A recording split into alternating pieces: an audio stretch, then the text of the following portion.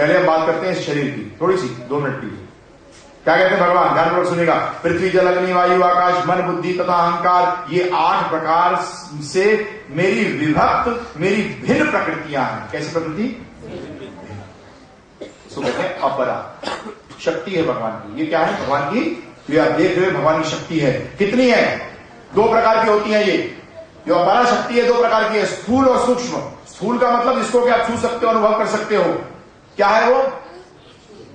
स्थूल। वो क्या है? पृथ्वी जल आकाश अग्नि और वायु, ये 5 हैं। ये स्थूल शरीर है। ये शरीर क्या कहा जाता है? स्थूल। और दूसरा शरीर क्या है? सूक्ष्म। वो किससे बना है? मन बुद्धि और मिथ्या अहंकार। मिथ्या अहंकार क्यों कह रहा हूं? अहंकार का मतलब मैं। आज हम अपने आप को मैं क्या कौन समझते हो?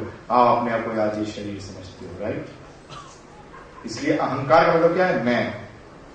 अहंकार का मतलब है मैं, परंतु मैं कौन हूं? आज मैं समझता हूं कि मैं ये शरीर हूं, है ना जी?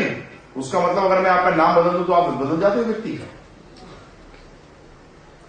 आपने कभी सोचा आज से 20 साल 30 साल पहले जो बुजुर्ग हो गए हैं, 40 साल पहले सोचें, 40 साल का शरीर जो था और आपका शरीर सेम है कि बदल गया है? परंतु आप वही हो कि गलत बदल गए? आप तो वही हो। आप तो वही हो। विज्ञान कहता है 7 साल के अंदर आपके एक एक जो सेल हैं, एक एक कण कण 7 साल के अंदर शरीर में पूरा बदल जाता है। 7 साल के बाद आपका वो शरीर होता ही नहीं जो 7 साल पहले था। उसका मतलब इसी जन्म में पुनर्जन्म हो गया, शरीर बदल दिया ना। 7 साल में पूरा शरीर बदल जाता है, ध्यान रखिएगा, ये विज्ञान कहती है। परंतु 7 साल में क्या व्यक्ति बदल जाता है? उसका मतलब मैं आत्मा हूं, मैं था हूं और शरीर बदल रहा है।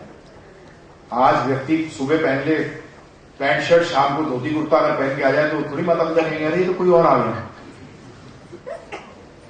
ड्रेस ही तो चेंज हुआ है, व्यक्ति थोड़ी चेंज हुआ है। इसी तरीके से इसको क्या कहा गया है? ड्रेस कहा गया है। तो ये ड्रेस किससे बने हुए? 2 से, एक स्थूल और एक सूक्ष्म। जब आप स्थूल शरीर छोड़ते हो तो ये सूक्ष्म शरीर, इसके ऊपर चर्चा करेंगे, कर्म के ऊपर भी जो करेंगे चर्चा, ये सूक्ष्म शरीर जो है आत्मा को लेकर अगले